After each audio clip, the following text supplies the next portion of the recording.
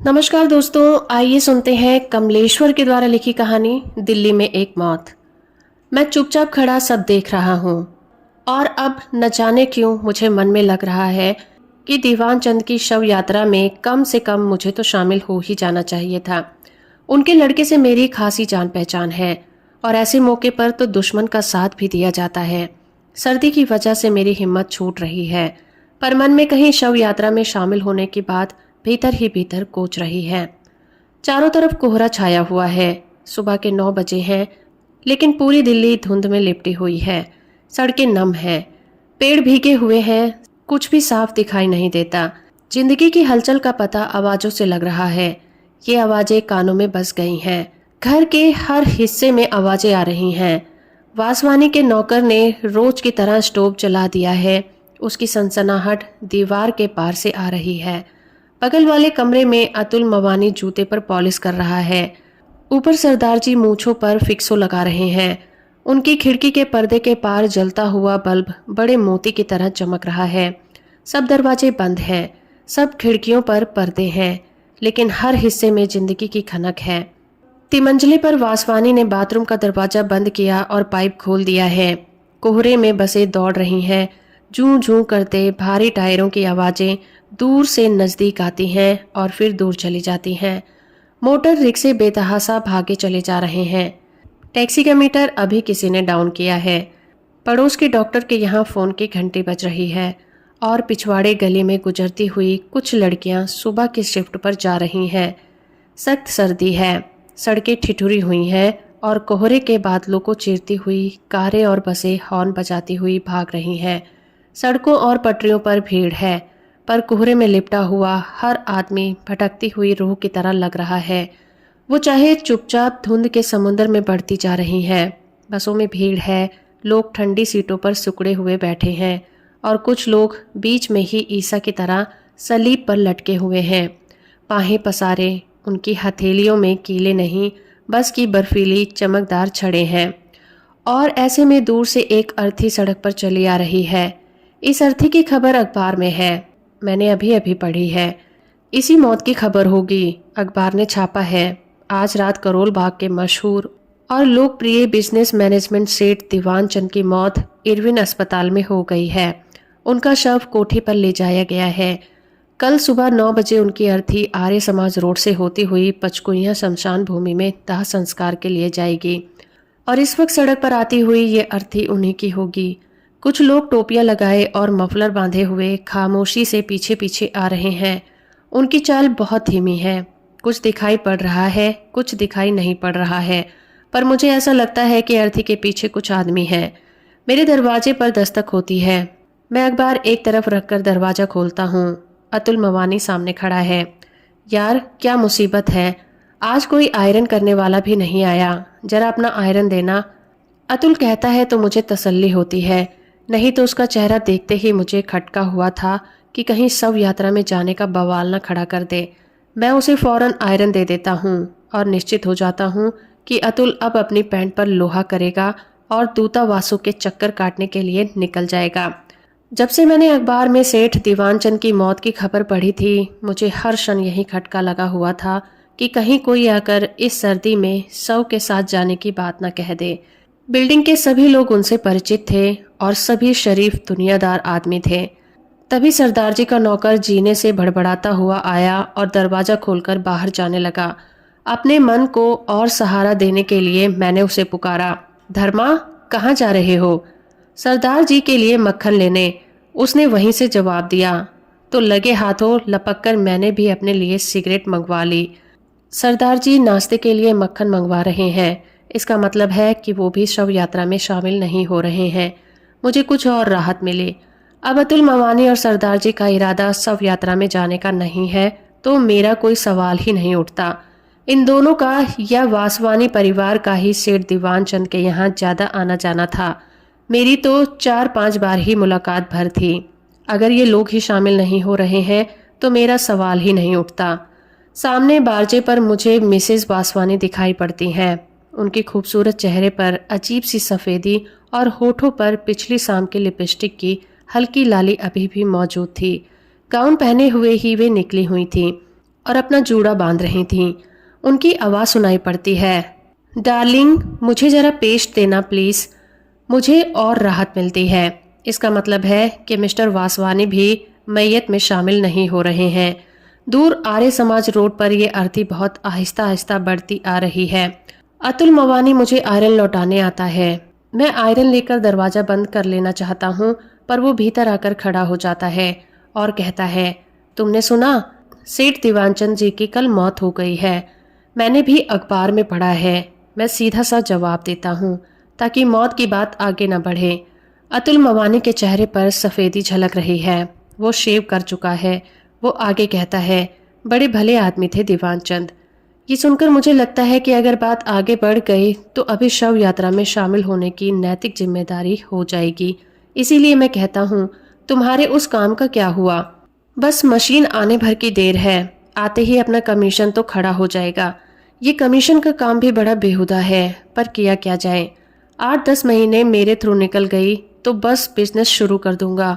अतुल मवानी कह रहा है, भाई शुरू शुरू में जब मैं यहाँ आया था तो दीवानचंद जी ने बड़ी मदद की थी मेरी। उन्हीं की वजह से कुछ काम धाम मिल गया था।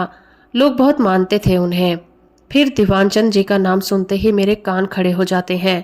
तभी खिड़की से सरदार जी सिल निकालकर पूछने लगते हैं, मिस्टर मवानी कितने बजे चलना है? वक्त तो 9 बजे का था। शायद सर्दी और कोहरे की वजह से कुछ देर हो जाए, वो कह रहा है। और मुझे लगता है कि यह बात शव यात्रा में जाने की हो रही है। सरदार जी का नौकर शर्मा मुझे सिगरेट देकर जा चुका है और ऊपर मेज पर चाय लगा रहा है। तभी मिसेस वासवानी की आवाज़ सुनाई पड़ती है, मेरे ख्याल से प्रोमिला वहाँ जरूर पहुँचेगी। क्यों डार्लिंग? पहुँचना तो चाहिए। तुम जरा जल्दी तैयार हो जाओ। कहते हुए मिस्टर वासवानी बारचे से गुजर गए हैं। अतुल मुझसे पूछ रहा है, शाम को कॉफ़ी हाउस की तरफ आना होगा। शायद चला जाऊं, कहते हुए मैं कम्बल लपेट लेता हूं और वह वापस अपने कमरे में चला जाता है।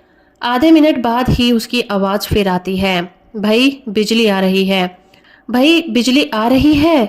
मैं जवाब दे देता हूँ, हाँ आ रही है।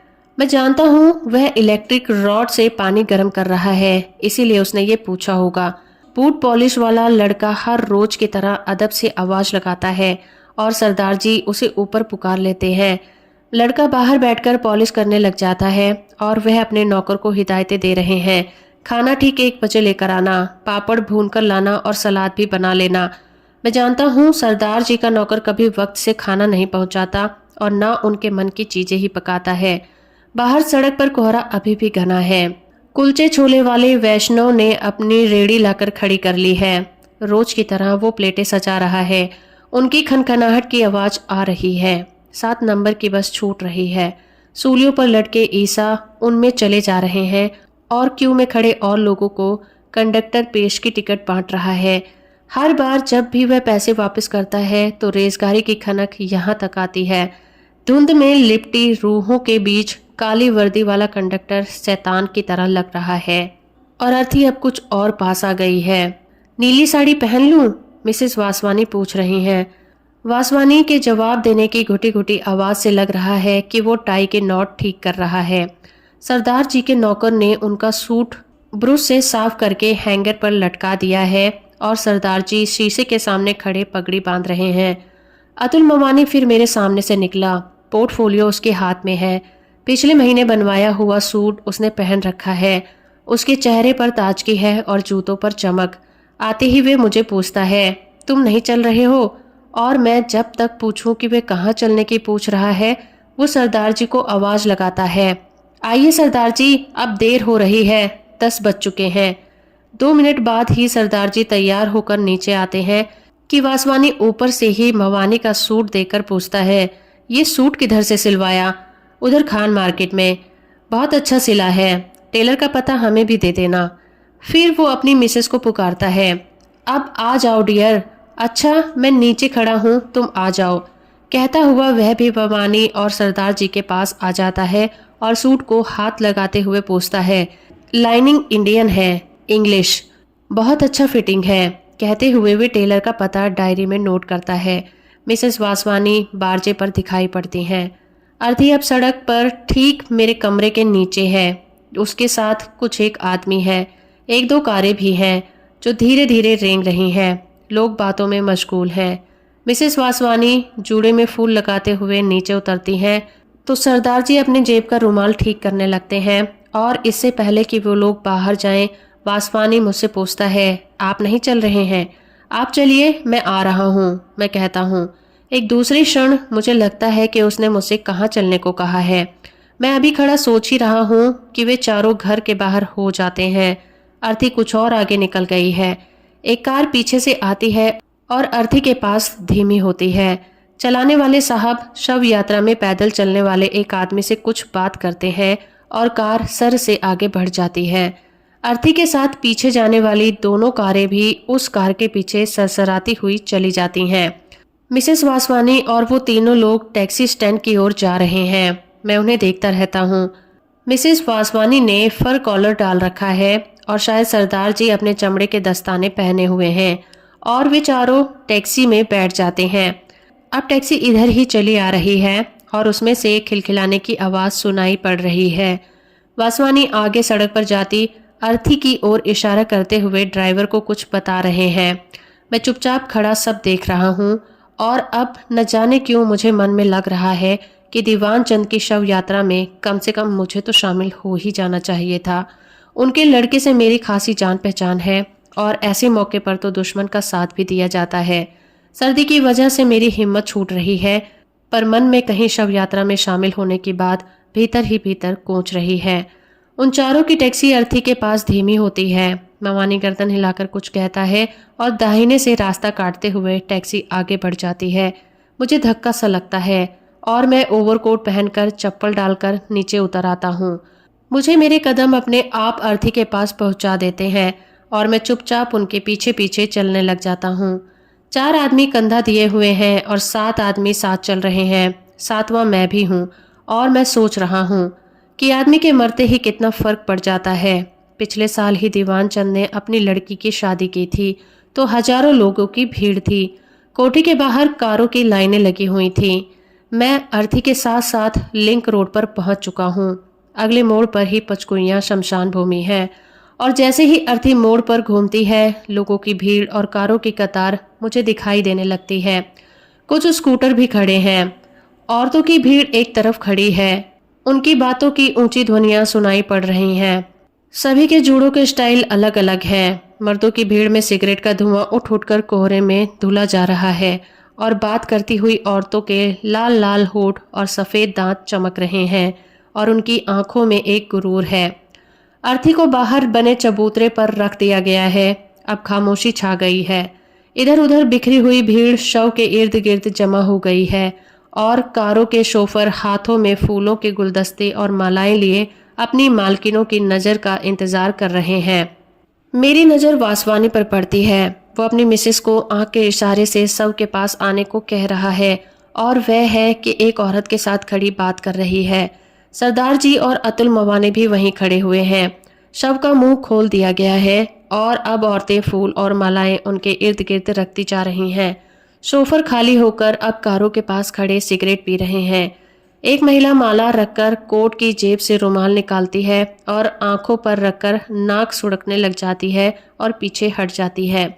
और अब सभी औरतों ने रुमाल निकाल लिए हैं और उनकी नाकों में आवाजें आ रही हैं।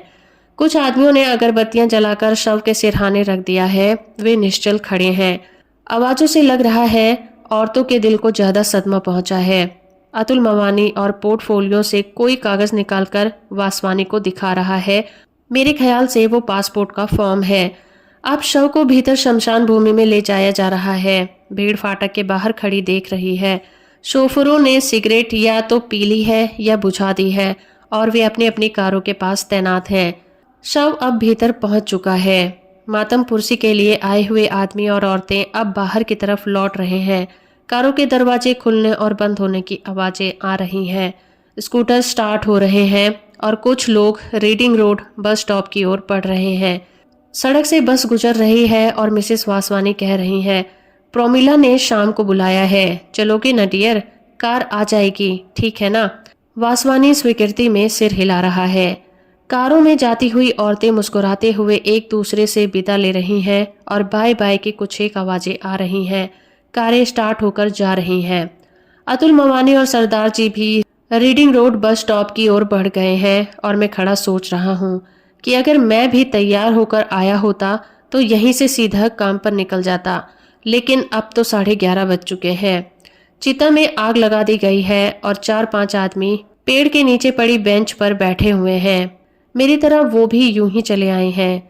उन्होंने जरूर छुट्टी ले रखी होगी, नहीं तो वे भी तैयार होकर आते। मेरी समझ में नहीं आ रहा है कि घर जाकर तैयार होकर दफ्तर जाऊं या अब एक मौत का बहाना बनाकर आज की छुट्टी ले लूं। आखिर मौत तो हुई ही है और मैं शव यात्रा में शामिल भी हुआ हूं। तो दोस्तों, अभी आप सुन रहे थे कमलेश्वर के द्वारा लिखी कहानी दिल्ली में एक मौत। उम्मीद करती हूँ मेरा ये प्रयास और ये कहानी आपको अच्छी लगी होगी। वीडियो को लाइक और चैनल को सब्सक्राइब करना बिल्कुल मत भूलिएगा।